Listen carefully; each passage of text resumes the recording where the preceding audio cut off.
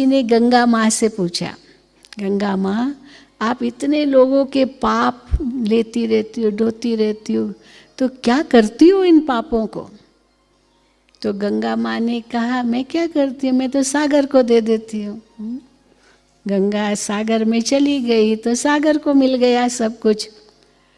तो फिर सागर से पूछा, हे सागर तुम इतने सबका पाप लेती हो, करते क्या हो? तो उसने कहा मैं तो बादलों को दे देता हूँ।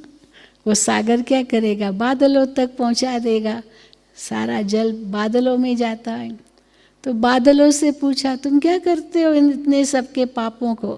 कहा फिर वापस उन पर ही बरसता हूँ। क्या करता हूँ?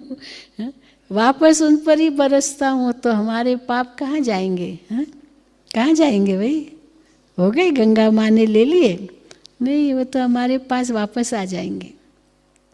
उनका फल हमें ही भोगना होगा। दुनिया में हम देखते हैं कोई ऐसे बीज बोता है तो ज़रूरी नहीं है कि अपने जीवन काल में उसके फल खाए। पहले ज़माने में कहते थे आम के बीज के लिए कि दादा बोए और पोता खाए। दादा के ज़माने में आम का बीज बोया जाता था और उसके जीवन काल में तो वो फल नहीं निकलता था, बहुत सालों के बाद फल निकलता था, तो पोते ही खाते थे।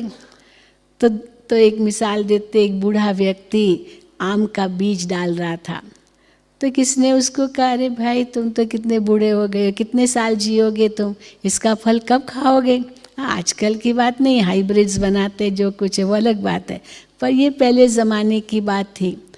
तो उस बूढ़े ने कहा क्या फ़र्क पड़ता है अगर मैंने अपने जीवन काल में इसका फल नहीं खाया, मेरे दादाजी ने जो बीज डाला था वो तो मैं अभी खा रहा हूँ ना, और मैं जो डालूँगा मेरे पोते खाएंगे।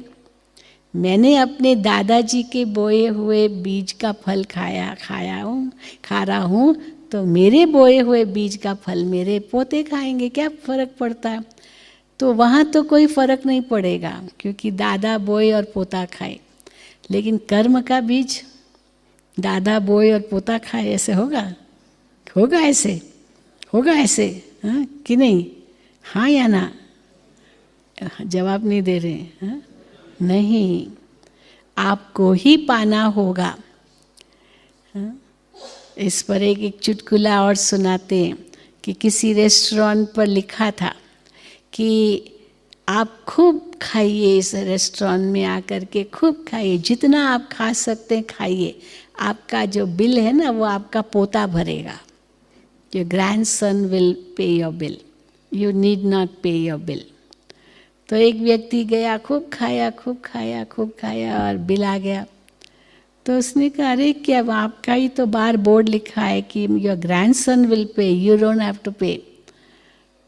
तो वो वेटर ने कहा sir this is your grandfather's bill. समझ गए ना? ये भूल गया कि मैं भी तो किसी ग्रैंडफादर का ग्रैंडसन हूँ ना, कि खाली मेरे ही ग्रैंडसन होंगे क्या? तो उन्होंने भी जब खाया होगा तो यही कहा होगा कि आपका पोता भरेगा, तो आपको भरना पड़ेगा, पर है तो उसका अपना ही बिल न, कौन सा ग्रैंडफादर का वो बिल भरेगा। पर ये तो ऐसे जैसे सेल लगाते हैं ना, होता कोई सेल नहीं है, वो पहले ही प्राइस बढ़ा के चलो काट के फिर वो डालेंगे, कौन अपना घाटा चाहेगा, परंतु एक आकर्षण है। तो इसी प्रकार अगर हम सचमुच कर्म फिलॉसफी को समझें तो हम बहुत सावधान रहेंगे और उस सावधानी में ही हमारा फायदा है। तो आज हम वही देखेंगे। Karmic theory is not different from Newton's third law of motion to some extent, of course it is much more than that, लेकिन इतना तो हम थर्ड लॉ ऑफ मोशन जो न्यूटन ने, जो फादर ऑफ साइंस था, उसने बताया for every action there is an equal and opposite reaction. Now this is so simple to understand, but it's not really always like that. It's not कि reaction जो होगा equal and opposite होगा, इसका कई बार अलग भी असर पड़ सकता है। क्यों? क्योंकि it's not just action and reaction, Between action and reaction, there are so many other factors. But simple example is this, कि action and reaction are equal and opposite. और ये मिसाल दिया जाता है कि जिस फोर्स से आपने एक गेंद फेंकी और गेंदों पर, और जो लास्ट गेंद है वो उसी शक्ति से बाहर जाएगा, फिर वापस आएगा. मानो action and reaction are equal and opposite. तो ये साधारण रूप से समझना बहुत सहज है. But karmic theory is even much more deeper than that.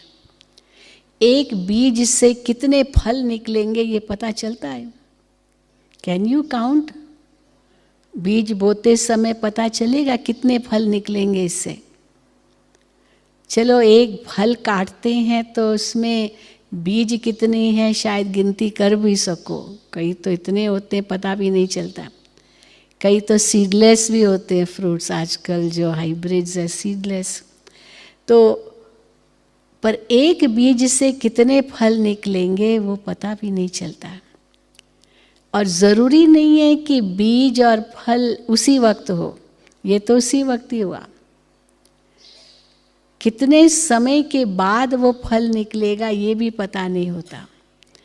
इसीलिए बड़ा साइंस का एक बहुत बड़ा सब्जेक्ट है बॉटनी, जिसमें इसकी सारी प्लांट्स की स्टडी है कि क्या, कैसा बीज, कैसा फल, क्या उसके लिए खाद, ये कितनी बातें बॉटनी के अंदर है. आज किसान का जो चैनल आता है, क्या नहीं उनको बताना पड़ता है. ऐसे ही थोड़ी फल निकल आता है. तो उसको भी देखना होता है, बीज और फल के बीच का अंतराल. तो इसीलिए एक बात तो सत्य है कि आप जो करेंगे वैसा आपको प्राप्त होगा, जो हर धर्म में भी माना जाता है. As you sow so shall you reap. हर धर्म में ये कहा गया है. ऐसे नहीं कि कोई एक धर्म की बात है. जितने भी धर्म पिताएं आए सब ने यही बात कही कि as you sow so shall you reap. So karma works on this simple principle of as you sow, so shall you reap.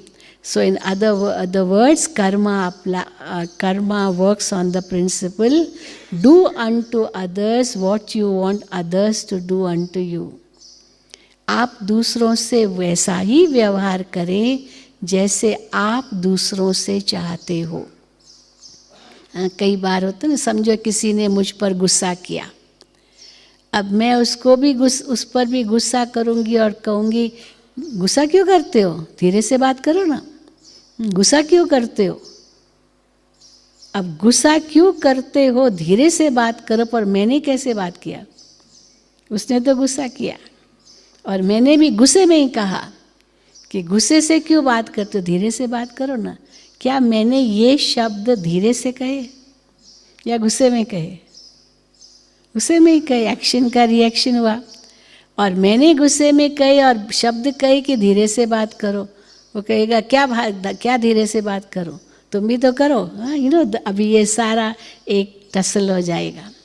पर सचमुच में वो कितना भी गुस्से में बात करे, पर मैं धीरज से बात करूं तो धीरे धीरे क्या होगा, उसका गुस्सा भी कम हो जाएगा कि नहीं होगा, कि वो उतना ही रहेगा. नहीं भैया ऐसे नहीं, ऐसे ऐसे नहीं, ऐसे. तो वो भी थोड़ा उसका वॉल्यूम भी कम हो जाएगा, टोन भी कम हो जाएगा. Everything will change. तो इसीलिए आप जो दूसरों से चाहते हो वो आप पहले करें. हम कई बार हमारे पास टीचर्स आते हैं ना, हमारे यहाँ एजुकेशन विंग है, मैं एजुकेशन विंग की कोऑर्डिनेटर हूँ. तो टीचर्स को बहुत आते हैं, बच्चों को पढ़ाते हैं. तो बहुत कंप्लेन करते हैं, बहुत आजकल के बच्चे इतने तूफ़ानी हैं, बड़ा मुश्किल है बच्चों को संभालना. तो अब तो उन्होंने देखा कि कैसे यहाँ बच्चों के प्रोग्राम्स होते हैं और इतना डिसिप्लिन्ड होते हैं बच्चे, बात मत पूछो. तो कहते हैं आप लोग कैसे करते हो. तो हमने उनको मिसाल दिया, देखो क्लासरूम में बच्चे बहुत शोर कर रहे हैं और टीचर पहुंच गई. अब टीचर जैसे ही पहुंची वो भी गुस्सा करने चालू कर दिया, तो बच्चे क्यों शांत होंगे? या लकड़ी उठा करके silence silence silence silence table पर मारती है। अब वो भी आवाज़ कर रही है और चाहती है कि बच्चे साइलेंट रहे, वो भी ठक ठक ठक ठक साइलेंट साइलेंट चिल्लाती रहती है। अब बच्चे भी साइलेंट नहीं है क्योंकि वो भी आवाज़ सुन करके और आवाज़ करते हैं। तो मैंने कहा this is not the right approach to make the children silent. उसका राइट अप्रोच क्या है? आप वहाँ जाएं और बच्चों को दृष्टि दें वेरी साइलेंटली, और जैसे वो आपको देखेंगे क्या करेंगे? हाँ, आपके आगे वो आप खड़े हैं बिल्कुल साइलेंस में, धीरे धीरे धीरे धीरे वो साइलेंट हो जाएंगे और आप उनको साइलेंस के वाइब्रेशंस दें। वो साइलेंस के वाइब्रेशंस देती जाओ, आप देखेंगे सब बच्चे एकदम साइलेंट, और आप मुस्कुरा दें, रिएक्ट न करें। One is act, one is proact and third is react. तो what is proact? You act beforehand, what, क्या, ताकि कोई ऐसा रिएक्शन न हो। तो प्रोएक्ट कर लिया तो रिएक्ट नहीं करेंगे वो। तो इसीलिए what you want others to do that you do first. कह के नहीं किया जा सकता है, करके सिखाया जा सकता है। तो इसीलिए ये कर्मा फिलॉसफी का eternal universal law of Karma है कि हम जैसा करेंगे वैसा भरेंगे, जो करेगा सो भरेगा। लेकिन जैसा और वैसा हमेशा नहीं है। ज़रूर है जो करेगा वो भरेगा, पर उतना ही करेगा जितना भरेगा, जितना किया वो भी नहीं है। करेगा इतना भर सकता है, डिपेंड्स ऑन क्या किया। कई ऐसे कर्म है लगता है ये बुरे हैं, लेकिन वो बुरा नहीं है, उसका फल बहुत अच्छा है। कैसे? मान लीजिए किसी व्यक्ति ने हत्या की, हत्या करने के बाद वो पकड़ा गया। अब हत्या की, जेल में गया, परंतु जीवन का बदला जीवन, फांसी मिलेगी उसको या उम्र कैद मिलेगी, ये उसका फल है, यही रिजल्ट है उसको, उसके लिए यही न्याय है। परंतु हत्या की, अब इसको दूसरे शब्दों में ले, एक सरहद पर, बॉर्डर पर सिपाही है, army is protecting our borders, और जो आर्मी मैन बॉर्डर पर हम देश की रक्षा कर रहा है, और उसके सामने कोई दुश्मन आया और उसने गोली चलाई। अब इसको क्या उसी एग्जाम्पल में लेंगे? जो हत्या करेगा उसको फांसी मिलेगी। वहाँ तो उसको तो वीर चक्र, परम वीर चक्र, कितने प्रकार के अवार्ड्स मिलते हैं, पर कर्म उसने क्या किया? हत्या ही तो की। लेकिन एक एक ने अनेक आतंकवादियों को ढेर किया। मान लो ये आता है ना, जब उनको अवार्ड देते हैं, तो कर्म उनका ये था, लेकिन फल कितना ऊंचा। अब वास्तव में अगर कर्म देखें तो है तो ये पाप के हिसाब में ही जाएगा, किसी की हत्या हमने की।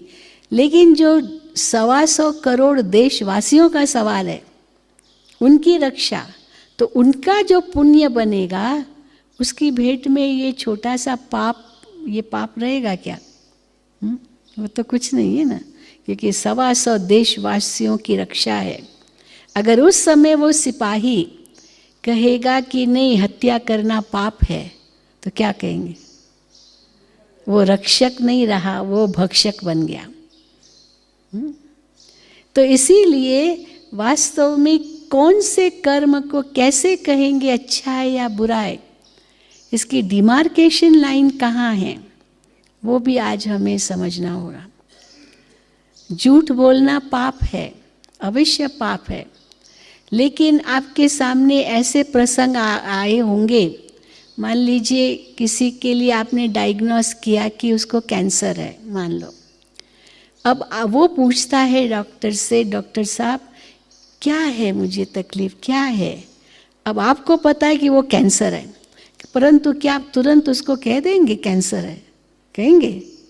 क्या समस्या? डॉक्टर तुरंत कह देते हैं पेशेंट को, क्या कहते हैं? झूठ बोलना पड़ता है ना उस समय। कैसे झूठ बोलते हैं? कोई बात नहीं, अभी डायग्नोस कर रहे हैं, अभी इतना पता नहीं चला, जबकि आपको पता है, बायोप्सी किया, पता चला कैंसर है। तो कैसे घुमा फिरा करके कहेंगे हम बताएंगे अभी तक हो रहा है, और फिर उनके रिश्तेदारों को पहले कहेंगे कि आप उनको बताएं या किस प्रकार से बताएं, परंतु है ये सही। बहुत कितने एग्जाम्पल्स हम दे सकते हैं। तो आपको उनको लगेगा ये झूठ क्यों बोल रहे हैं, पर झूठ नहीं है, इस झूठ में उस आत्मा का कल्याण समाया हुआ है। जैसे समझो किसका एक्सीडेंट हो गया कहीं, अब एक्सीडेंट हो गया और उसकी डेथ हो गई मान लो, अब उसकी वाइफ को तुरंत बताएंगे क्या कि आपके हस्बैंड की डेथ हो गई एक्सीडेंट के अंदर? वो बेचारी औरत, वो एक्सीडेंट से डेथ हुई, वो सुनकर उसका ही हार्ट फेल हो जाएगा, तो क्या कहेंगे? हाँ, थोड़े सीरियस है, धीरे धीरे धीरे धीरे बताते जाएंगे, एकदम से नहीं। तो झूठ तो हुआ ना। इस पर एक चुटकुला सुनाते हैं, चुटकुले ही हैं सारे, परंतु इसके पीछे कितना बड़ा तथ्य समाया हुआ है कि एक व्यक्ति को फर्स्ट प्राइज़ मिली लॉटरी में, और वो फर्स्ट प्राइज़ क्या थी? 1 करोड़ रुपया मान लो फर्स्ट प्राइज़। अब उसको लॉटरी तो मिली, लेकिन उसकी वाइफ को पहले बताया कि उनको लॉटरी मिली है, लेकिन उसकी वाइफ कहती है please please please don't tell my husband.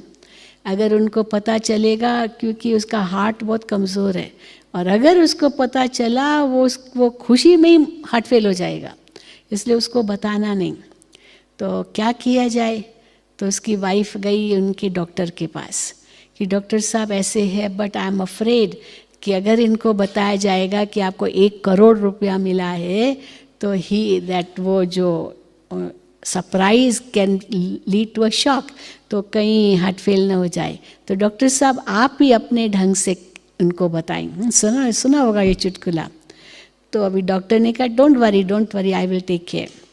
तो पहले उस पेशेंट से शुरू किया कि समझो आपने लॉटरी की टिकट ली और आपको फर्स्ट प्राइज आपको प्राइज़ मिलती है, और उसमें आपको समझो 10,000 रुपया मिलता है, कुछ ऐसे का, आप क्या करेंगे? तो धीरे धीरे कहा कि 10,000 चलो मैं अपने बच्चे को दे दूंगा और पढ़ाई करेगा। अच्छा 20,000 मिले तो क्या करोगे? 50,000 मिले तो क्या करोगे? धीरे धीरे बढ़ाया कहना। तो कहा 50,000, तो फिर मैं अपने घर का रिनोवेशन को बहुत कुछ कहा, और फिर कहा परंतु अगर आपको 1 करोड़ मिले तो? कहा 1 करोड़ 100 लाख, चलो अगर मिलेगा भी ना तो 50,000 में आपको दे दूंगा। हाँ, यानी he wasn't at all even going to accept कि उसको 1 करोड़ मिलेगा। और जैसे डॉक्टर को कहा 50 लाख आपको दूंगा, उसने कहा, वो डॉक्टर को ही हार्ट फेल हो गया 50 लाख मुझे दोगे?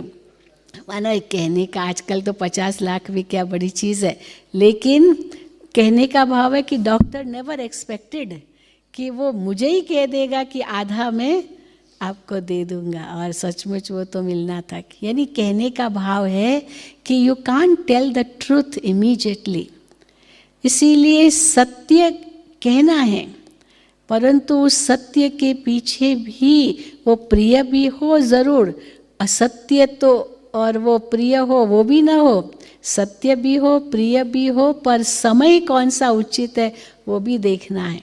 तो इसीलिए law of karma is the eternal universal law is our actions are the cause that produce effects at proper time. So अभी इसके लिए 3 इम्पॉर्टेंट प्रिंसिपल्स हैं कर्मा फिलॉसॉफी के अंतर्गत। पहला है कि you reap what you sow, दूसरा है you reap much more than you sow. अब 1 रुपए की लॉटरी ली और 1 करोड़ मिल गया, तो ये भी भाग्य है, तो पिछला कर्म का फल है ये। अभी तो 1 ही रुपया दिया, तो you reap much more than you sow, and you reap at a different time than you sow, not necessarily at the same time. कई ऐसे बीज हैं कितने सालों के बाद फल देते, और एक बार फल देना शुरू किया वो फल देते ही रहते। नारियल का पेड़ है, 10 साल के बाद फल निकलना शुरू होता है, परंतु एक बार नारियल निकलने लगे पेड़ में तो वो सारा साल देते हैं। आम का बीज चलो फल देगा तो फिर भी they are seasonal fruits, season में आएंगे, हाँ सारा साल तो नहीं देंगे। इसी प्रकार कर्म भी एक बीज है। तो पहला जो प्रिंसिपल है, what you sow that you reap, is very simple to understand. You sow a mango seed, you won't reap an orange tree, never. Mango seeds बोया है तो मैंगो ट्री ही मिलेगा, मैंगोज ही मिलेंगे। ऑरेंज सीड बोना पड़ेगा तभी orange मिलेंगे। इसीलिए अगर आप कांटे बोएंगे तो कांटे ही मिलेंगे, अविश्यंभावी है। फिर कितने मिलते हैं, कब मिलते हैं, वो सेकेंडरी चीज़ है, पर you will definitely reap the same. So in the similarly if you sow happiness, you will definitely reap happiness. If you sow sorrow, you will reap sorrow. लेकिन कई बार हम इसमें थोड़ा अलग अनुभव करते हैं। कैसे? समझो हमने किसी को बहुत सुख दिया, पर वो व्यक्ति मुझे सदा ही दुख देता है। हम कहेंगे मैं तो इसको सुख देता हूँ, ये मुझे दुख क्यों देता है? अब इसको 3 एंगल से ले सकते हैं। वो मुझे दुख देता है, मैं सुख देता हूँ, ये कहाँ तक यथार्थ है? According to the law of karma, आप सुख दोगे तो आपको सुख ही मिलना चाहिए, परंतु आपको लगता है वो दुख दे रहा है, तो इसमें 3 बातें हैं।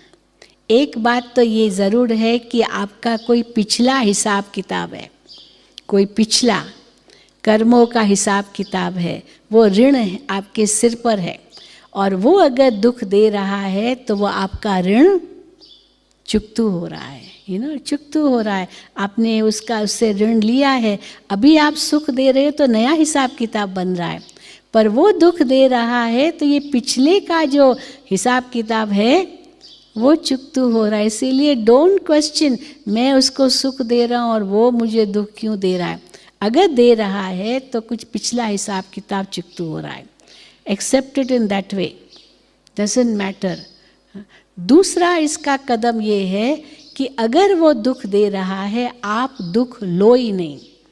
अगर आपने ऐसे एक्सेप्ट किया कि मेरा कोई पिछला हिसाब किताब है, तो आप वो दुख लोगे ही नहीं। क्यों नहीं लोगे? Nobody can forcibly give you sorrow, nobody. कोई नहीं आपको ज़बरदस्ती दुख दे सकता है। ये तो आपके मन की स्थिति है। अब किसी ने एक कान से कहा, आपके कान में गया, दूसरे कान से निकाल दिया, कोई बात नहीं, हाँ छोड़ो ना, क्या है, छोड़ो ना, क्या है, तो आपने उसका दुख नहीं लिया। ये दूसरी बात है। तीसरी बात है, आप दुख नहीं लोगे। कैसे नहीं लोगे? क्योंकि उस व्यक्ति जो आपको दुख दे रहा है, उसका वास्तव में अपना कर्म का हिसाब किताब है। क्योंकि वो कहता है कि मैं उसको दुख दे रहा हूँ, जबकि मेरे अंदर में नहीं है कोई, मैं तो सुखी दे रहा हूँ, पर उसको लगता है कि मैं दुख दे रहा हूँ, और वो आपको दुख दे रहा है और उसको लगता है कि आप दे रहे हो इसीलिए वो दे रहा है। Sometime misunderstanding. परंतु अगर उसको लग रहा है कि आप दुख दे रहे हो और आप नहीं दे रहे हो, और उसके कारण आपको लगता है कि वो दुख आपको दे रहा है, तो आप दुख मत लो। और क्या समझो, ये उसके अपने हिसाब किताब है, अपने कर्म है। कई बार अनुमान, वहम, शक, ये ऐसे मनोरोग हैं। अनुमान लगाना, गेसिंग ऑल द टाइम, शक करना, सस्पिशन, गेसिंग, सस्पिशन एंड सुपरस्टिशंस, कई ऐसे मन में आते, ये करूँगा, ये होगा, ये होगा, ये होगा, ये करूँगा। इतने अंदर में डर पैदा है जो अंदर ही अंदर दुखी होते रहते हैं। तो इसलिए वो उसका अपना कर्म है जो उसको दुख दे रहा है, उसके अपने विचार हैं जो उसको दुख दे रहे हैं। हम केवल यही देखें कि मेरे तरफ से किसी को भी दुख न मिले, बस इतना ही हमें देखना है। बाकी रही उसके हिसाब किताब, बाकी रहे जो मेरा पास्ट का ऋण है वो चुकता हो रहा है, पर वर्तमान में मुझे कैसे रहना है वो दुख नहीं लेना है। अगर मेरा कॉन्शियंस क्लियर है कि मैं दुख नहीं दे रहा हूँ, अब ये बहुत ज़रूरी है समझना। परंतु इतना कॉन्फिडेंस से है कि अगर दिया है दुख तो मिलेगा ज़रूर, ये कभी ख़त्म नहीं होगा। आज नहीं तो कल, कल नहीं तो परसों, परसों नहीं तो तरसों, 8 दिन के बाद, 1 साल के बाद, 10 साल के बाद, इस जन्म में नहीं तो अगले जन्म में भी इट विल फॉलो यू। इसलिए अगर लगता है कि कोई दुख दे रहा है, डोंट बी वरीड, वो उसका हिसाब किताब है, वो चुकतू हो रहा है, या मेरा कोई पुराना हिसाब किताब है वो चुकतू हो रहा है। Don't take it, don't take that sorrow. But वो कॉन्शियंस आपका क्लियर तब होगा जब आप नहीं दे रहे हैं किसी को दुख, ये बहुत समझना होता है। तो दूसरा प्रिंसिपल है कि you always reap much more than you sow. तो वो भी हम देखते हैं, एक दाना डालते हैं और कितना ग्रेन्स मिलता है एक दाने से। तो वो कैसे होते हैं, it depends on how strong the impact is, how strong. अभी मैं एक अंगुली उठाती हूँ और हवा में खींचती हूँ। अब हवा में खींची तो पता ही नहीं चला, कैसे पता चलेगा कि लकीर खींच भी गई, क्योंकि हवा तो दिखाई नहीं दी, पर खींची ज़रूर ना, और मिट गई। फिर मैं अंगुली उठा करके पानी पर लकीर खींचती हूँ तो वो भी अंगुली की निशान, वो लकीर दिखाई देगी 1 सेकंड के लिए, फिर मिट जाएगी, क्योंकि वो पानी तो तरल पदार्थ है। परंतु यही उंगली लेकर के मैं रेत पर खींचती हूँ तो वो निशान तो कुछ देर तक चलेगा, फिर पाँव किसी का लगा या हवा का झोंका आया तब वो निशान मिटेगा। परंतु वही अंगुली लेकर एक मैं रॉड लेती हूँ या एक नुकीली चीज़ लेती हूँ, पॉइंटेड चीज़, और एक पत्थर पर खींचती हूँ तो वो लकीर तो क्या होगी, परमानेंट हो जाएगी, सालों सालों तक वो लकीर उस पत्थर पर रहेगी। इसीलिए कहावत है पत्थर पर लकीर, क्योंकि वो मिटती नहीं है। यानी वो कितने जन्म तक भी वो कर्म आपका पीछा करेगा, वो ख़त्म नहीं होगा।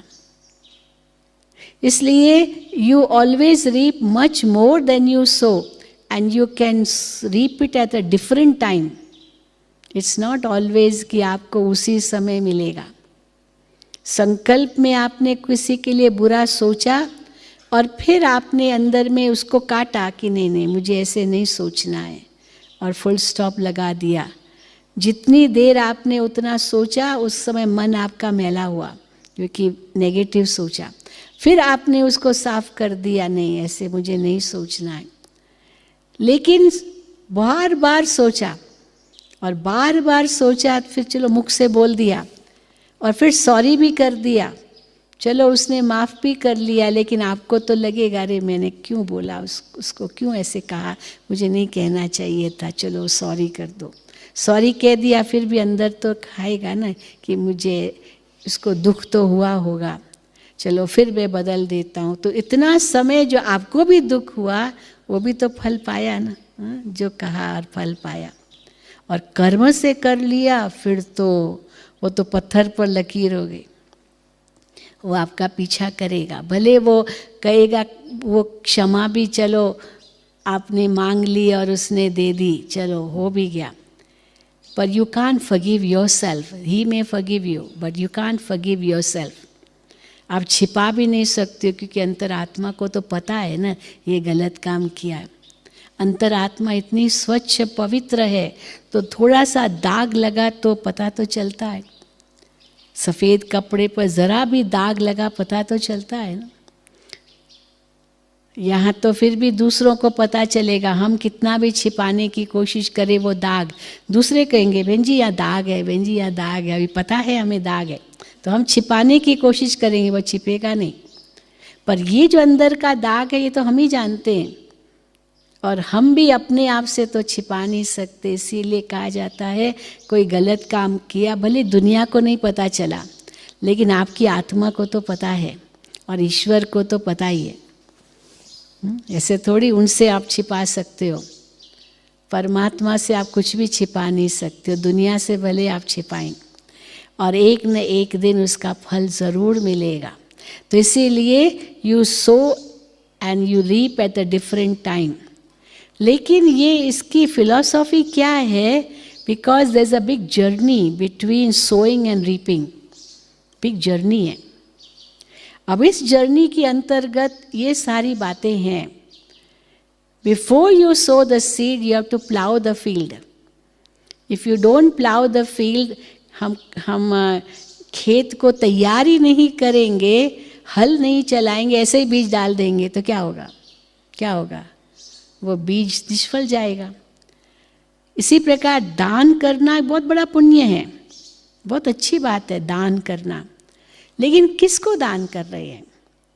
धरती में बीज डाल रहे हैं, पर धरती बंजर है, वो बीज कैसे फल देगा? निष्फल हो जाएगा, जल जाएगा, सड़ जाएगा, सूख जाएगा, फल नहीं देगा। तो पहले धरनी को तैयार करना पड़ता है। अर्थात जिसको हम दान करते, समझ से बड़ा पुण्य बनता है। दान करना एक पुण्य है, पर जिसको दान करते वो पात्र योग्य नहीं है, वो पात्र योग्य नहीं है, तो दान क्या होगा हमारा? हम धन का दान करते हैं किसी को, मान लो, पर वो जिसको कर रहे हैं वो उस धन से जाके शराब पिएगा, या हो सकता है एक चाकू खरीद ले और किसकी हत्या कर ले, मान लो, यू नेवर नो। धन दिया, इसलिए कई लोग धन दान बहुत ही बड़ी बात नहीं मानते। वो समझ से अन्न दान देना, वस्त्र दान देना, रक्त दान देना, नेत्र दान देना, भूदान देना, ये दान बड़े ऊंचे हैं। लेकिन धन दिया तो धन काम को बिगाड़ भी सकता है। इसीलिए सम डोंट, क्योंकि पात्र कितना योग्य है वो पता नहीं है। इसलिए प्लाउइंग द फील्ड, अच्छा पता है ये आवश्यक व्यक्ति है, इसको आवश्यकता है और ये अच्छे काम में ही लगाएगा, तो ज़रूर आपने बीज डाला, वो पुण्य बनेगा। फिर उसके बाद वो पुण्य खाली एक ही बात थोड़ी हुआ, चलो you have to water the seed. एक तो वो योग्य है नहीं है, जो आपने दान किया कितनी उसको आवश्यकता है ये कुछ पता नहीं है, वो अपने नाम मान शान के लिए किया, वो पुण्य थोड़ी बनेगा। और जिसको दिया उसको आवश्यक ही नहीं है। हम एक रोटरी क्लब में गए थे, रोटरी क्लब में भाषण करने गए थे, तो उसके उसमें हमने देखा कि उन्होंने बहुत सारे बॉम्बे में, मैं बॉम्बे में रहती थी तो वहाँ भाषण किया, तो बहुत सारे कंबल झुग्गी झोपड़ी वालों को बांटे। तो बड़ा उनको अच्छा लगा, हमने झुग्गी झोपड़ी वालों को कंबल बांटे हैं। पर थोड़े समय के बाद जब देखने गए तो एक भी झुग्गी झोपड़ी में कंबल नहीं है। कहाँ चले गए सारे कंबल? इतने सारे कंबल बांटे थे। अब मुंबई में कंबल की क्या ज़रूरत है, वहाँ तो कभी सर्दी पड़ती नहीं है, वहाँ तो मुश्किल से ओढ़ते भी कम है, क्योंकि ज़रूरत ही नहीं होती, गर्मी होती है। कभी कभी थोड़ी ठंडी हुई तो एक चद्दर ही ओढ़ ली ना। अब वो कंबल क्या करेंगे, उनके घरों में वैसे ही झुग्गी झोपड़ी है, तो वो सब बेच बाच करके वो शराब पी लिया, क्या कर लिया, कौन उनको बताए, कौन पूछे भी। इसीलिए आवश्यकता भी हो और फिर जिसको दे उसका वो सदुपयोग हो रहा है, यही भी देखना। इसलिए watering the seed, protecting the leaves, allowing the fruit to ripen, यानी कच्चा फल भी नहीं खाना है। कई बार हम अच्छा कर्म तो करते लेकिन फल की इच्छा रखते हैं तुरंत। मैंने इतना किया, इसने मेरे लिए क्या किया, मैंने इतनी मदद की, इसने मेरे लिए क्या मदद की, ये हुआ जैसे कच्चा फल खाना। या इतना मैंने किया, इसने मुझे एक थैंक्स भी नहीं लिखा, धन्यवाद भी नहीं किया, अब मैं आगे से नहीं करूँगा क्योंकि धन्यवाद भी नहीं दिया। तो रिटर्न, परंतु ये कच्चा फल है। फल के लिए कहा जाता है, हाँ, सेवा या पुण्य के लिए कहा जाता है नेकी कर दरिया में डाल। आपने अच्छा कर्म किया, उसकी चिंता नहीं करो, ये नहीं कि मुझे इसका तुरंत रिटर्न क्यों नहीं मिला। वो योग्य पात्र है, उसकी सेवा हो रही है, उसको सुख मिल रहा है, बी हैप्पी इन दैट। ये नहीं कि उसने मुझे थैंक्स क्यों नहीं दिया, नहीं, नेकी कर दरिया में डाल, भूल जाओ, अच्छा काम करो, भूल जाओ। कहा जाता है नेकी और पूछ पूछ, अच्छा कार्य करने के लिए पूछना नहीं होता है, पूछना होता है ये करूं ये करूं। नेकी और पूछ पूछ, हाँ, बुरा काम करने से पहले 10 बार सोचो, 100 बार सोचो, पूछो भी, आपको अवश्य कहीं ना कहीं आपको ना आएगी, एंड यू कैन चेंज। पर अच्छे काम के लिए किसी की सेवा करनी है तो उसके लिए पूछने की भी ज़रूरत नहीं है। कई स्वार्थी आपको मना भी कर सकेंगे, क्यों उनको देते हो, हम लोगों को चाहिए, मानो। तो इसीलिए allow the fruit to ripen, और जब फल मिल जाए खाओ और खिलाओ। मान लीजिए आज मैं हेल्दी हूँ, अवश्य मैंने अपने जीवन काल में अपने ऊपर ध्यान दिया है, and I am reaping the fruit of that at this age also.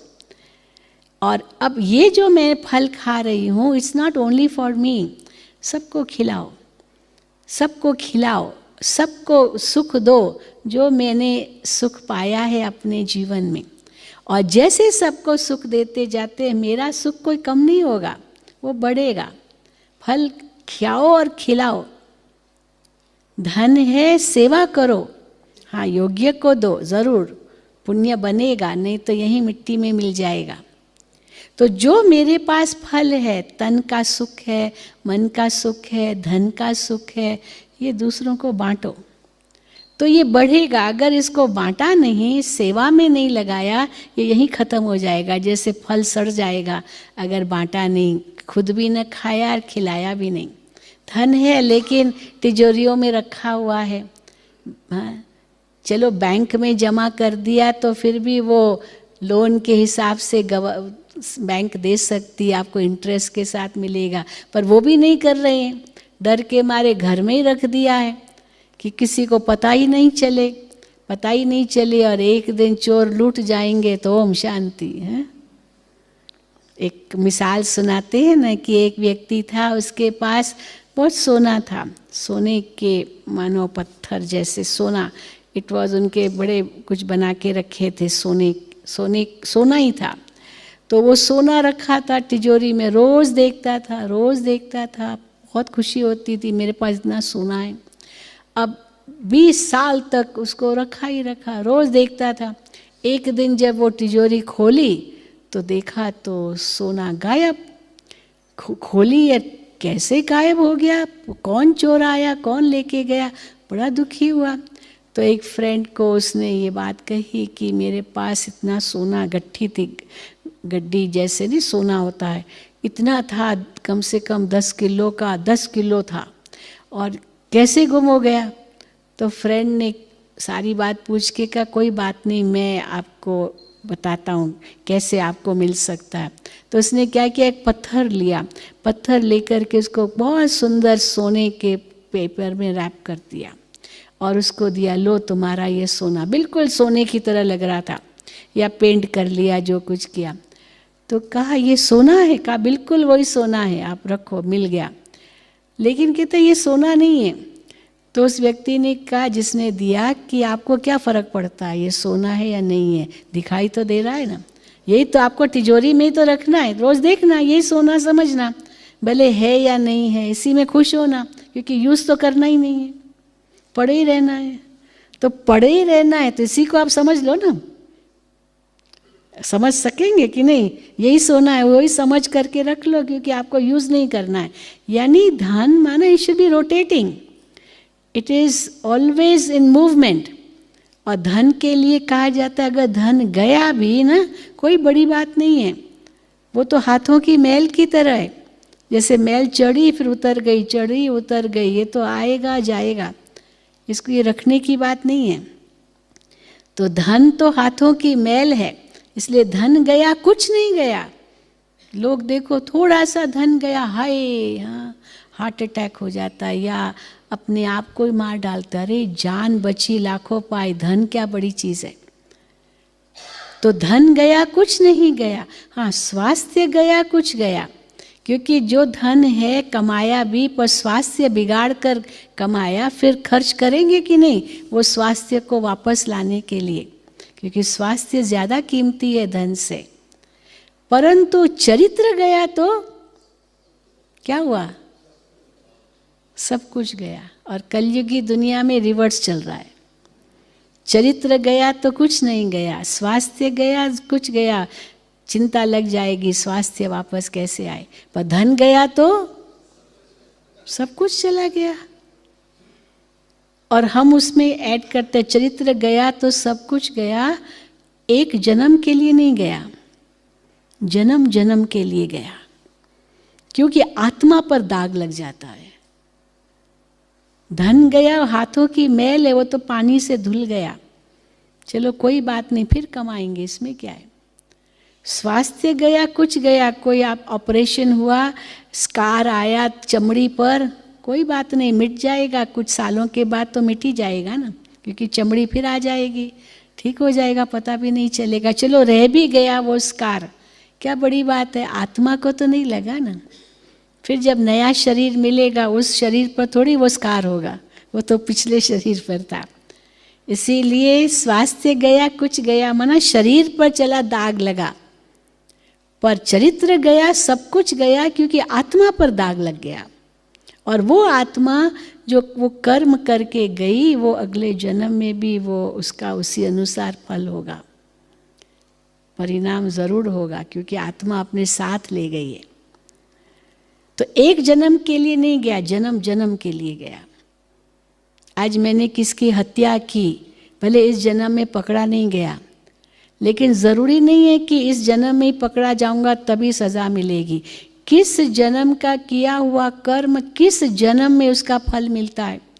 कई बार कई अनुभव होते हैं कि किसी पकड़ा गया और उसको फांसी मिली, जबकि उसने वो कर्म किया ही नहीं था, ही वॉज इनोसेंट, बट फिर भी उसको मिली, सारी एविडेंसेस मिले किसी ने किया है। तो ज़रूरी नहीं है कि उस जन्म का ही वो कर्म का फल था, वो तो था ही नहीं, ये ज़रूर किसी अन्य जन्म का कर्म का फल था। ये बहुत बड़ी कर्म फिलॉसफी है। इसलिए जो आपके पास ये फल है इस समय, तन का सुख, मन का सुख, धन का सुख, बांटो, तो आपका पुण्य और बढ़ता जाएगा, बढ़ता जाएगा, ये खत्म नहीं होगा, क्योंकि अंत में यही काम आएगा, बाकी तो सब यही रह जाएगा। इसीलिए हम अपनी सोच पर ज़्यादा ध्यान दें पहले, क्योंकि कर्म का आधार भी हमारी सोच है। वो सोच सबसे पावरफुल बीज है। Thoughts are are true seeds. और अगर हमें वो थॉट्स को वहीं बदली किया तो एटीट्यूड अपने आप बदल जाएगा, क्योंकि थॉट से एटीट्यूड बनेगा, वृत्ति बनेगी, वृत्ति से हमारी भावनाएं बनेगी, उसी से शब्द बनेंगे, उसी से कर्म बनेंगे, उसी से आदतें बनेंगी, उसी से हमारा व्यक्तित्व बनेगा, और उसी से हमारी डेस्टिनी होगी, हमारा भाग्य निर्धारित होगा। तो कर्म से भी पहले हमारी सोच। इसीलिए किसी ने बहुत सुंदर कहा है, watch your thoughts for they become words. Watch your words for they become actions. If you don't want to say something, don't even think about it. अगर आपको बोलना नहीं, आप सोचते क्यों हो उसके बारे में? सोच करके समय बर्बाद किया, बोलना तो है नहीं, और फिर कहो नहीं मुझे ऐसे नहीं सोचना, ऐसे नहीं सोचना, सोचते क्यों? कई बार होता है ना, हम गाड़ी में बैठते, ड्राइवर बहुत फास्ट चलाता है। एक हम किसी में बैठे थे तो उसका ड्राइवर बहुत फास्ट था। वो जो मालिक उसके पास में बैठा था बार बार कहे, ड्राइवर धीरे चलाओ, एक्सीडेंट कर दोगे, एक्सीडेंट कर दोगे। तो ड्राइवर ने उसको सामने से जवाब दिया, डॉक्टर भाई साहब, हाँ आप शुभ सोचो, शुभ सोचो, क्योंकि एक्सीडेंट कर दोगे, एक्सीडेंट कर दोगे, ये पहले मन में आया होगा, फिर वाणी में आया होगा, और सचमुच एक्सीडेंट हो सकता है। एक बहुत बड़ा एक्सीडेंट हुआ और सचमुच वो बता रहा था ड्राइवर कि मेरे पास में जो भाई बैठा था वो बार बार यही कहे, फिर बार बार यही कहे एक्सीडेंट कर दोगे, और मैं धीरे भी चला तो भी कह दे एक्सीडेंट कर दोगे, और आई लॉस्ट माई कंट्रोल और एक्सीडेंट हो गया और उसी को ही लोग चोट लगी और किसी को लगी नहीं। बच तो गए पर उसी को लगी क्योंकि बार बार यही शब्द कह रहा है। So what you don't want to happen don't say, and what you don't want to say don't think, because thoughts will become words and words will become actions, actions will become your habits। जो आपको आदतें नहीं चाहते हैं आप वो कर्म भी मत करो ना। कोई कहे मैं तो सिगरेट एक ही बार पिया, बस एक ही बार, पर जिस व्यक्ति ने आपको एक ही बार सिगरेट पीते हुए देखा वो क्या सोचेगा, आप तो सिगरेट पीते हो, फिर आप दूसरों को कहो कि नहीं पीना, वो कहते आपको देखा है मैंने, आप ही पी रहे थे, आपको नहीं एक ही बार पिया, पर वो कैसे माने कि एक ही बार पिया, आपको तो देखा है उसने। इसलिए जो आप आदत नहीं बनाना चाहते हो, दूसरों को भी उस आदत से मिटाना चाहते हो, पहले खुद तो मत करो। तो इसीलिए watch your habits for they will become your personality, वही आपका व्यक्तित्व बन जाएगा। People will see you in from that angle only, और वही व्यक्तित्व आपका फ्यूचर, आपकी डेस्टिनी, आपका भाग्य निर्धारित करेगा, इस जन्म का भी और अगले जन्मों का भी। इसलिए हमें अपने कर्मों पर ध्यान देना होगा। Every person is responsible for his actions, so his Karma also is his own responsibility.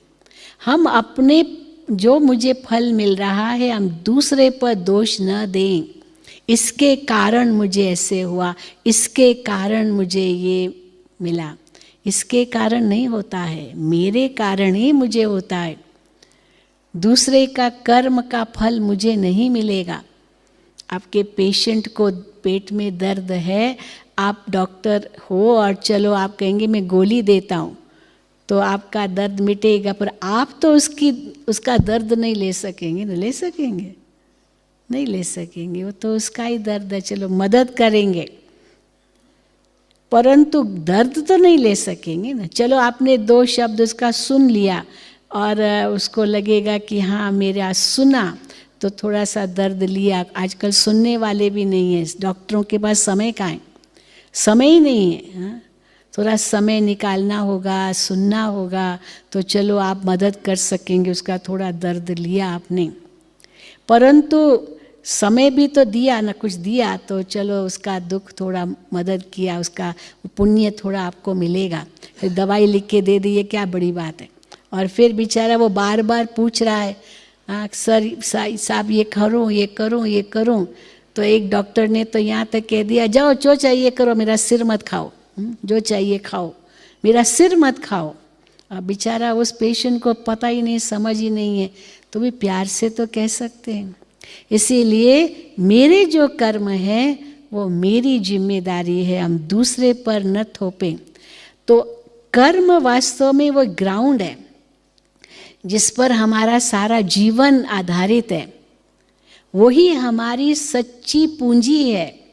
कभी ये हमने सोचा, सच्ची पूंजी हमारे कर्म हैं और वही सच्ची पूंजी ही हमारे कर्म हमको उसी अनुसार फल देगी, और उस पर तो हम ध्यान देते ही नहीं हैं। बाकी चीज़ों पर कितना ध्यान देते हैं, लेकिन अपने कर्मों पर और उसके भी आदर हमारी सोच पर कितना हम ध्यान देते हैं, हम अपने आप से पूछें। तो कर्म हमें क्या सिखाता है? कुछ लोग इससे डरते हैं, कर्म से। हाय मैंने ये किया, मुझे ये दंड मिलेगा, मुझे ये सज़ा मिलेगी। ये भी पता है ईश्वर के घर में देर है अंधेर नहीं है, पता है आज नहीं तो कल, कल नहीं तो परसों वो सज़ा मिलेगी ज़रूर। तो कर्म से डरते हैं, फियर बेस्ड है। वास्तव में कर्म हमें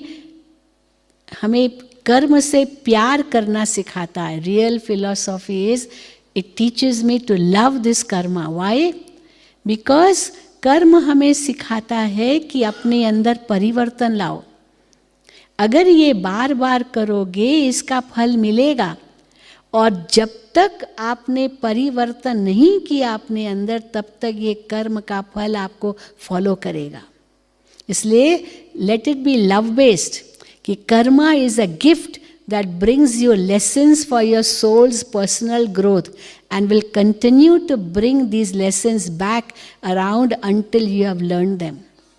और अपने अंदर परिवर्तन लाओ, change yourself. तो कैसे हम चेंज करें? हम उस समय ये सोचे लोग मुझसे कैसे व्यवहार करते हैं वो कोई बात नहीं, ये उनका कर्म, पर मैं कैसे रिएक्ट करता हूँ वो मेरा कर्म बन जाएगा। How is my reaction?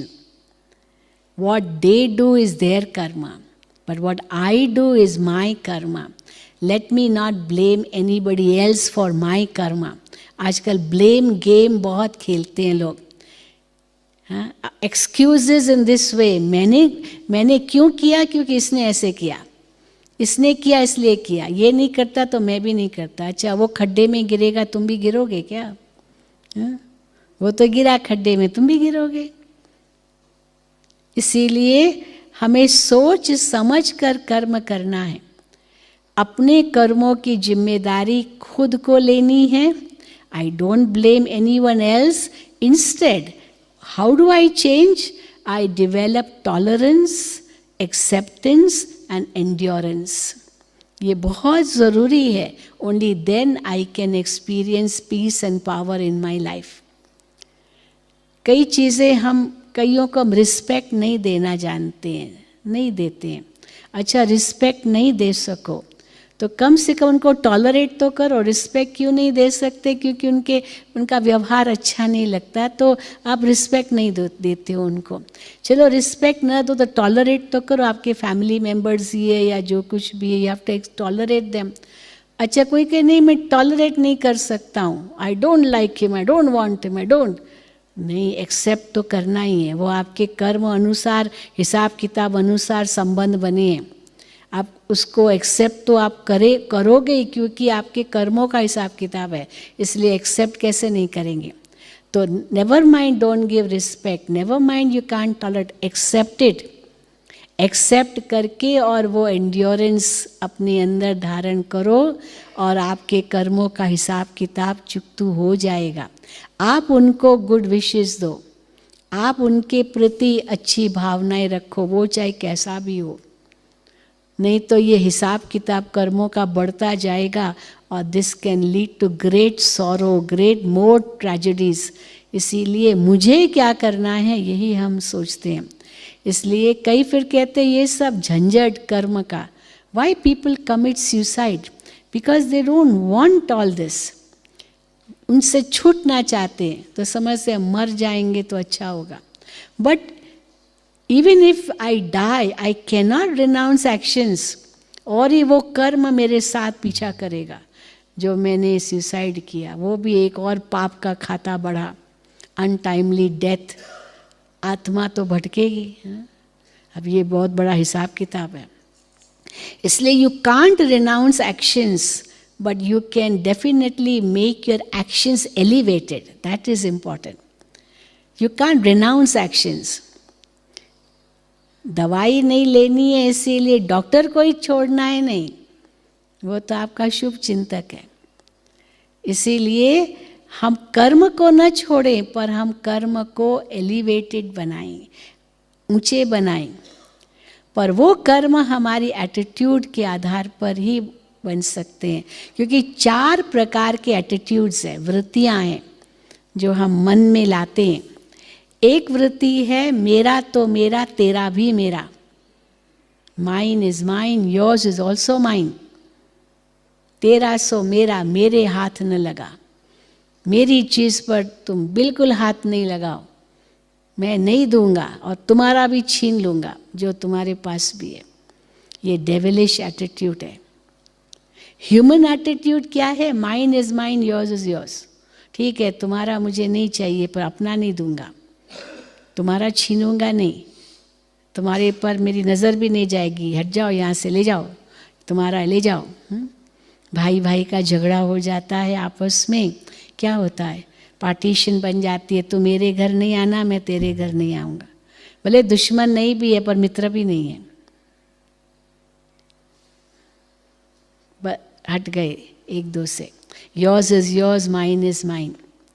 पर तीसरा है divine attitude, mine is mine as well as yours. ये हम सबका, ये प्रकृति सबके लिए है, केवल मेरे लिए नहीं है। ईश्वर दाता सबके लिए है, केवल मेरे लिए नहीं है। तो सबको मिले, बांट के खाओ, बांट के खाओ। और योगी की एटीट्यूड तो और भी ऊंची है इनसे। न कुछ मेरा न कुछ तेरा, ये सब ईश्वर का है। मेरा तेरे में जाते क्यों? ये ईश्वर का है। गीत हम भजन कीर्तन गाते हैं, प्रार्थना करते हैं या आरती करते, आरती में भी आता है ये तन मन धन सब है तेरा। किसका? किसका है? ईश्वर का। ये तन मन धन सब है तेरा, तेरा तुझको अर्पण क्या लागे मेरा। कितनी अच्छी भावना से हम गाते हैं, पर सचमुच ऐसे महसूस करता है कि हे प्रभु, ये तन भी तेरा है, मन भी तेरा है, धन भी तेरा है, मेरा कुछ नहीं है। ये योगी की एटीट्यूड है। और जब इस एटीट्यूड के हम बनते हैं, सचमुच इतने न्यारे प्यारे हो सकते हैं। और जो कुछ है मेरा वो सेवा के लिए, सेवा के लिए। और ये सेवा निष्फल नहीं जाती, इसका बहुत बड़ा पुण्य बनता, अंत में यही काम आएगा। इसलिए इन एटीट्यूड्स को हमें समझ करके उस अनुसार हमें कौन सा कर्म करना है, क्योंकि इनके आधार पर 4 प्रकार के कर्म भी होते हैं। सिंफुल एक्शन, जिसको हम पाप कर्म कहते हैं, चैरिटेबल एक्शन, जिनको हम पुण्य कर्म कहते हैं, एलिवेटेड एक्शन, जिसको हम सत्कर्म, सुकर्म, श्रेष्ठ कर्म, समर्थ कर्म, ये बड़े ऊंचे कर्म होते हैं, उनको कहेंगे। और फिर न्यूट्रल एक्शंस है, जो न पाप बनते न पुण्य बनते हैं, या न्यूट्रल एक्शंस। अब इन कर्मों को हमें समझना होगा और मुझे क्या करना है ये भी समझना होगा। तो सिंफुल एक्शंस क्या है? कई कहते कैसे समझे क्या पाप है क्या पुण्य है? क्या पाप है क्या पुण्य है, केवल इसको ऐसे रूप में नहीं समझ सकते। जैसे कोई कहेंगे झूठ बोलना पाप है, पर जो प्रसंग बताया जहाँ पर पेशेंट पूछ रहा है क्या है डॉक्टर साहब, आप उस समय सच नहीं बता सकते हो, झूठ ही बोला, लेकिन उसमें उसका कल्याण छिपा हुआ, आपका पाप नहीं बनेगा।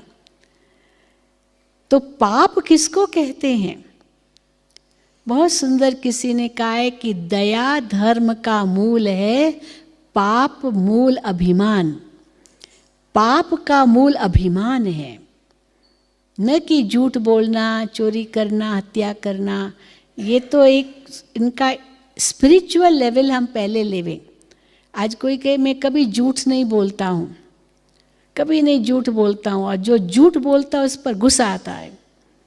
अब ये कौन सा पुण्य कमाया आपने? झूठ बोला उसने, गुस्सा किया आपने। तो झूठ बोलने वाले ने तो पाप किया और गुस्सा करने वाले ने पुण्य किया। हो सकता है उसने इसलिए झूठ बोला क्योंकि आप गुस्सा करेंगे, तभी उसने झूठ बोला। आपके गुस्से के कारण उसने झूठ बोला। कई बार बच्चे झूठ क्यों बोलते हैं? मम्मी डांटेगी, मम्मी मारेगी, पापा मारेंगे, हाँ, मार का डर, तो झूठ बोल दिया। अगर आप प्यार से पूछेंगे सच क्यों नहीं बताएंगे, पर झूठ क्यों बोला? क्योंकि आपकी मार का डर था। तो हम ही निमित्त बने उसको झूठ बुलवाने के। तो शायद उस पर पाप नहीं चढ़ेगा, मेरे पर डबल पाप चढ़ेगा, क्योंकि क्रोध किया।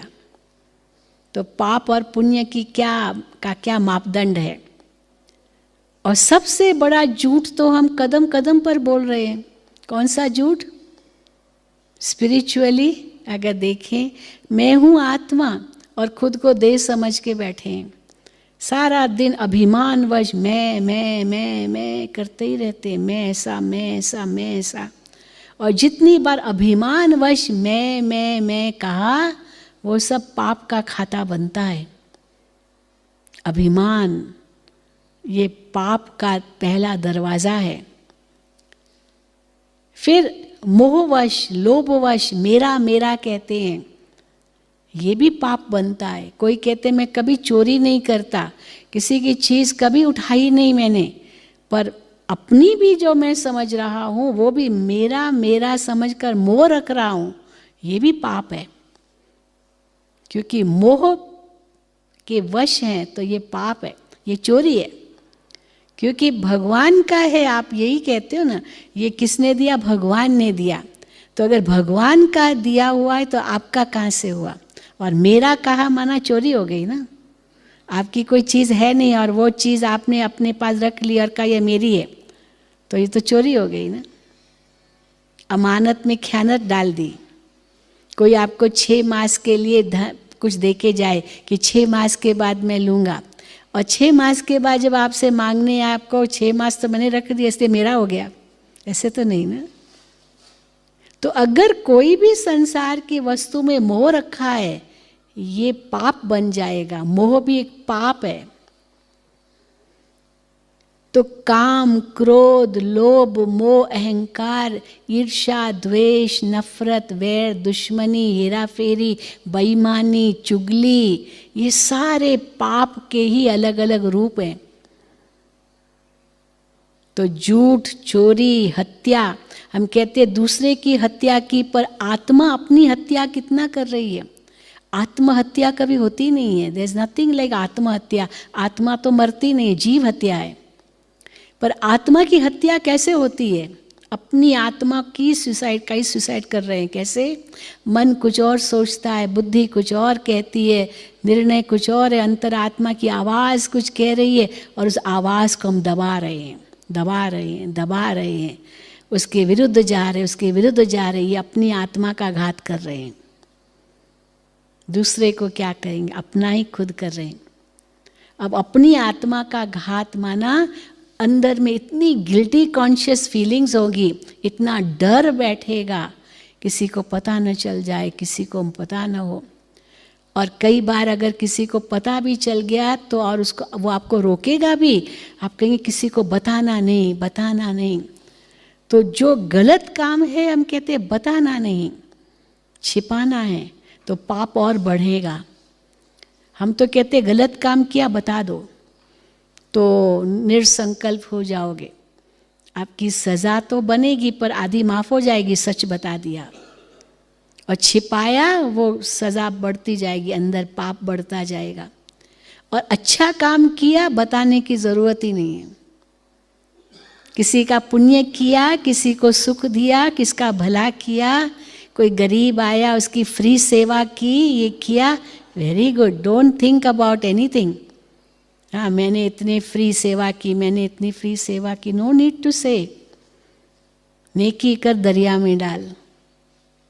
तो अच्छा कार्य वर्णन करने की जरूरत नहीं, मैंने ये किया, अभिमानवश कहने की आवश्यकता नहीं है। कोई आपकी महिमा भी करे ना, आप साहब इतना अच्छा करते हो, आपको मैं क्या करता हूँ, ये तो ईश्वर की शक्ति है। You know, really this is the greatest thing you can do. दरिया में डालो, नेकी कर। कर्मणे वाधिका रस्ते माँ फलेषु कदाचनम। कर्म पर पूर्ण अधिकार रखो, फल की चिंता मत करो। ये कितना बड़ा कर्म सिद्धांत है, कर्म योग है ये सच्चा। कई कहते हैं हमारा कर्म से ही योग है। यू नो, कई नर्सेज आती है हमारे पास, डॉक्टर्स भी आते हैं, तो कहते we are married to our profession. वो नर्सेज तो साफ कहती है they did not marry because they have been nurses throughout life. और ओल्ड एज में भी जैसे they are spinsters, never married. तो किसी ने किसी से पूछा आपने शादी क्यों नहीं की, तो कहा I am married to my profession. मेरा प्रोफेशन ही मेरा धर्म है, मेरा कर्म है, और उसी को कर्म योग समझ लिया। कर्म से योग, वास्तव में कर्म से योग इज नॉट कर्म योग। Work is worship is not really कर्म योग।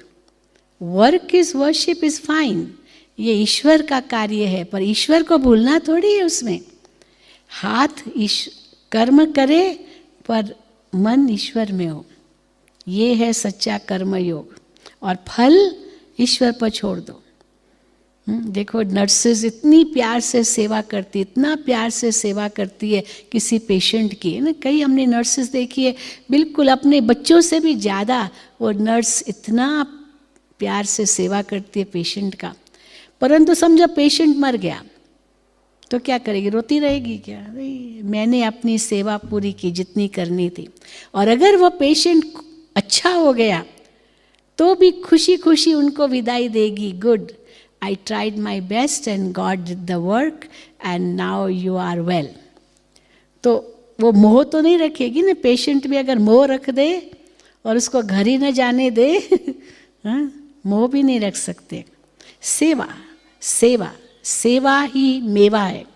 वो सेवा के से जो खुशी आती है वही अंतर का सच्चा मेवा आत्मा को मिलता है, वही पुण्य की कमाई है। इसलिए सिंफुल एक्शंस, पाप क्या है? All actions based on body consciousness resulting in vices, ये पाप के खाते में जाते हैं। और कितना पाप हमारा होता होगा हर एक समझ सकता है। इसलिए पाप कर्म का फल ही हम देख रहे हैं। तन के रोग, मन की अशांति, धन की खींचातानी। धन की कमी नहीं, धन होते हुए भी वो धन सुख नहीं देता है, नहीं देगा सुख, क्योंकि पाप की कमाई है, पुण्य की कमाई नहीं है। समझो कोई किसी की है, वो सुख कैसे देगा? कहा जाता है चोरी का माल मोरी में, चोरी का माल मोरी में। चोरों ने चोरी की और माल छिपा के रखा और दो चोर छिप गए वो माल लेकर के, दो चोर और आगे गए दूसरा माल चुराने के लिए। और बीच में दो चोरों ने, जिन्होंने माल छिपा के रखा था, सोचा कि वो चोर और माल ले आएंगे, कहीं वो ये भी माल न ले लेवे तो हम क्या करेंगे, खाना बनाएंगे, इसमें जहर डाल देंगे और वो जब आएंगे तो खाना खा लेंगे और हम वो माल भी ले लेंगे, ये मर जाएंगे। पर जब वो माल आए, वो चोर आए और देखा ये चोर सोए हुए हैं, तो उनको मार करके वो खाना खा लिया जो जहरीला था। तो क्या हुआ? हैं?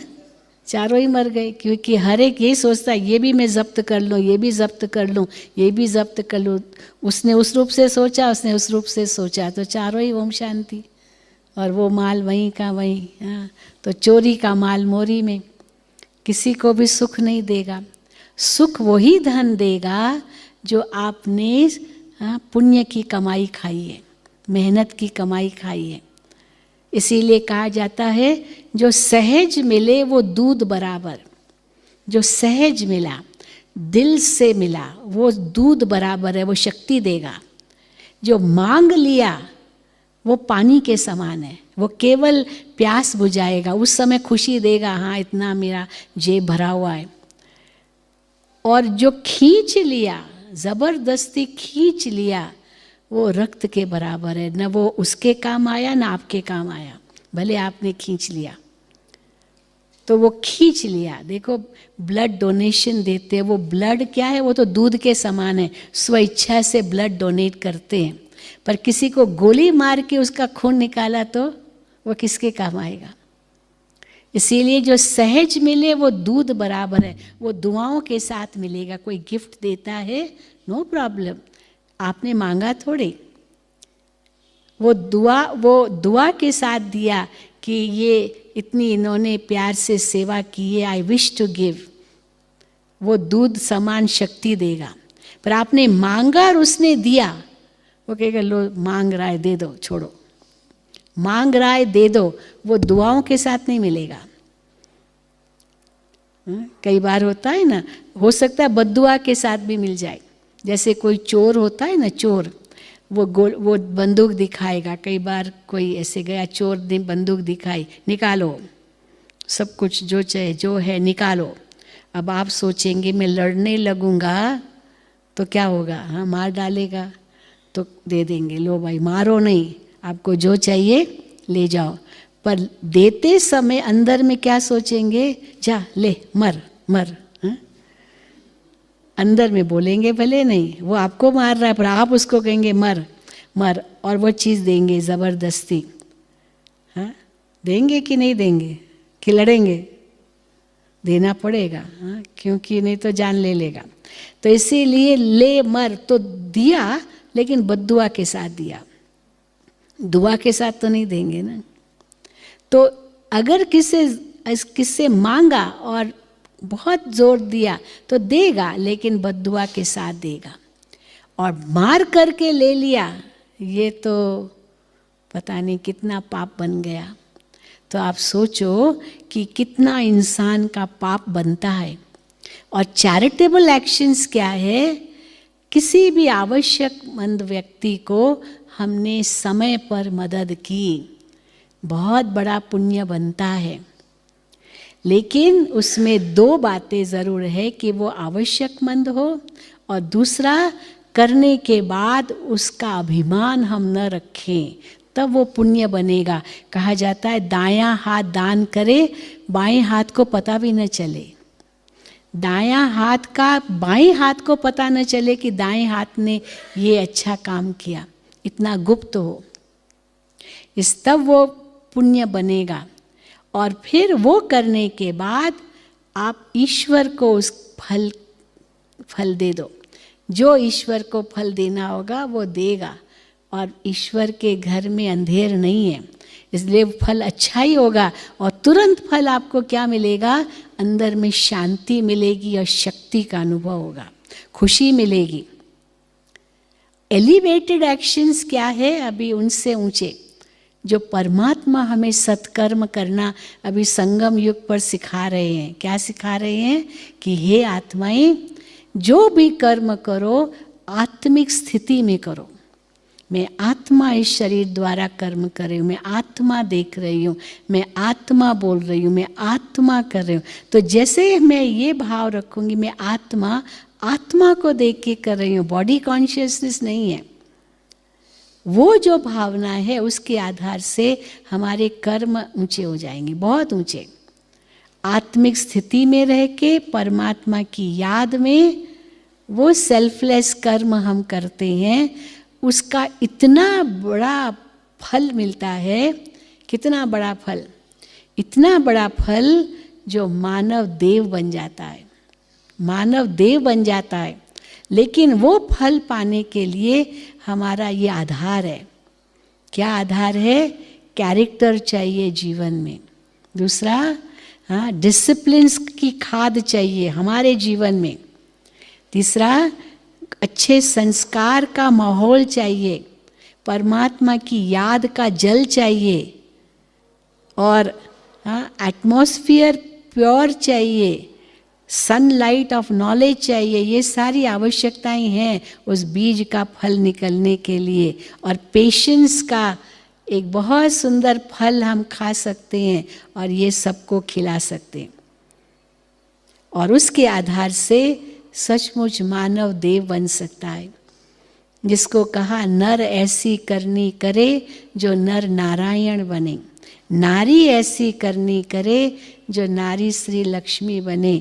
तो इस ईश्वरीय विश्वविद्यालय का यही लक्ष्य है कि हम मानव देव बन जाते हैं।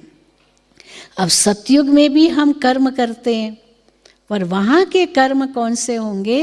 वो न्यूट्रल कर्म है, न पाप बनते न पुण्य बनते हैं, न एलिवेटेड कर्म भी है, क्योंकि आत्मा जो कर्म इस संगम पर किया वो फल खाते रहते हैं, फल खाते रहते हैं। तन का सुख, मन का सुख, धन का सुख, हाँ, संबंधों का सुख, ये 4 प्रकार के सुख माने गए हैं। अगर चारों में से एक भी कम है तो पूर्ण सुख नहीं है। और आप देखेंगे इन देवताओं की मूर्तियों को भी 4 प्रकार का सुख है, मूर्तियों को भी। तो चैतन्य में कितना सुख होगा उनको। मूर्तियों को कैसे सुख है? अखंड मूर्ति की पूजा होती है, खंडित मूर्ति की पूजा नहीं होती है। मन का इतना सुख है, उनका चेहरा देखिए, कितनी शीतलता, कितनी शांति उनके जीवन में होगी। धन की तो कोई कमी नहीं, लक्ष्मी साक्षात धन की देवी है। संबंधों का कितना प्यार आपस में, क्योंकि ये भी एक सुख का स्वरूप है, संबंधों का प्यार। और ये चारों सुख मानव को ही थे, पर कब थे? जब मानव देव था। पर जब हम देव हैं तो कई कहते देवता थे फिर नीचे क्यों आए? कहाँ गए ये देवताएं? ये ऊपर नहीं गए, ये देवता फिर मनुष्य रूप में आते हैं। तो कैसे मनुष्य रूप में आए? न्यूट्रल एक्शंस किए वहाँ, फल खाते खाते खाते खाते वो सत्कर्मों का फल 2 युग तक चलता है, जिसमें मानव देव कहलाता है, सतयुग और त्रेता। वो 2 युग तक फल खाते खाते खाते वो सत्कर्मों का फल समाप्त। और द्वापर युग से केवल 2 कर्म ही होते हैं, पाप और पुण्य।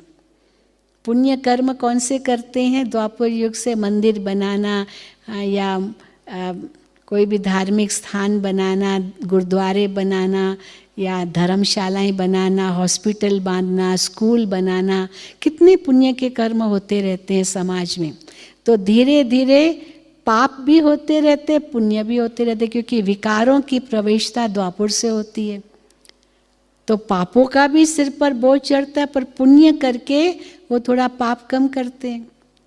लेकिन धीरे धीरे जैसे कलयुग में आए तो पुण्य तो ना के बराबर है, क्योंकि अभिमान हर चीज में भरा हुआ है। तो पाप ही पाप, और उसका परिणाम हम अभी देख रहे हैं। 4 प्रकार का दुख, तन का भी दुख, रोग, मन की भी अशांति, धन की खींचातानी, और संबंधों का जो अनबन है, ये कर्मों का हिसाब किताब बंधन का रूप बन जाता है। नहीं तो संबंध तो सुख देता है, पर बंधन बन गए कर्मों के अनुसार, वो बंधन 1-2 को दुख देते हैं। अब परमात्मा कहते हैं इनको खत्म करो। कैसे करेंगे? कर्म को खत्म नहीं करना है, कर्म तो हमारी पूंजी है जो हमारे साथ चलेंगे, उससे हम भाग नहीं सकते। लेकिन हमें अपने कर्मों पर अटेंशन देना है। कैसे अटेंशन देना है? पहले तो जो 63 जन्मों के हमारे कर्म हैं, उनको, पाप कर्मों को खत्म करना है। और कैसे खत्म करेंगे? उसके लिए परमात्मा ने हमें बहुत अच्छी युक्ति दी है। हे आत्माएं, अब मुझे याद करो। ये क्यों हम राजयोग सीखते हैं? मुझे याद करो तो मैं तेरे सर्व पापों से तुझे मुक्त कर दूंगा। राजयोग के बल से इस योग अग्नि में हमारे पाप भस्म होते हैं, दग्ध होते हैं। और दूसरा, आगे कोई पाप कर्म मत करो।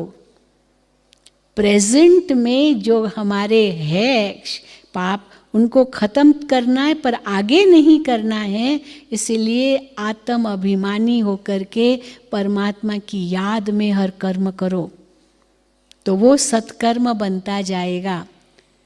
और 21 जन्मों का फल आत्मा को फिर से मिलेगा। तो कई कहते हैं कि क्या करें उसके लिए?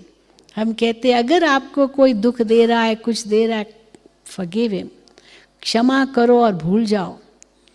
कई कहते क्षमा तो कर लेंगे लेकिन भूलना मुश्किल है। अब यही हमें सीखना होगा। जैसे एक पक्षी डाली पर बैठा है पकड़ के, और देख रहा है दूसरे पक्षी तो उड़ रहे हैं, कहता है मैं भी उड़ूं, मैं भी उड़ूं। अब ऐसे कैसे उड़ेगा? डाली को छोड़ना तो पड़ेगा ना। लेट गो और let God, can I do that? कोई आपके ऊपर बहुत बोझ है, कोई प्रॉब्लम है, बहुत दिमाग में वो लग रही है, या वेरी वरीड, वेरी कंसर्न, बहुत चिंता है, can you surrender that to God? गाते तो हैं हम लोग, अब सौंप दिया इस जीवन का भार तुम्हारे हाथ में, जीत तुम्हारे हाथ में और हार तुम्हारे हाथ में। पर सचमुच सौंपते हैं जीवन का भार, या खुद पकड़ के रखते हैं? ये तो मेरा बोझ है ना, भगवान को मैं क्यों दूं? Can you surrender that problem और दैट वरी टू गॉड? भगवान के हजारों बाहों वाला वो इतना हल्का कर देगा जो आपको वो बोझ महसूस नहीं होगा। सिर्फ मन से समर्पित हो जाओ, छोड़ना कुछ भी नहीं है, पर फंसना कहीं भी नहीं है। तो जितना हम न्यारे और प्यारे रहेंगे, उतना हम इस संसार में कमल फूल समान रह सकेंगे। और क्या सोचना है उसके लिए? जैसे कल बताया, मैं तो केवल एक एक्टर हूँ इस संसार ड्रामा में, और ये मेरा पार्ट है, रोल है। मुझे अच्छे से अच्छा रोल बजाना है। और कौन सा होता है अच्छे से अच्छा रोल? मैं हर कर्म में, हर वचन में, हर सोच में शांति, प्रेम, सुख, खुशी यही बांटूं, यही मैं बांटूं मन वचन कर्म से। और तीसरा, मेरा जो भी व्यवहार हो उससे ईश्वर का नाम रोशन हो। बस ये आप करते जाएं तो ये जन्म भी सफल और जन्म जन्म आपके सफल होंगे।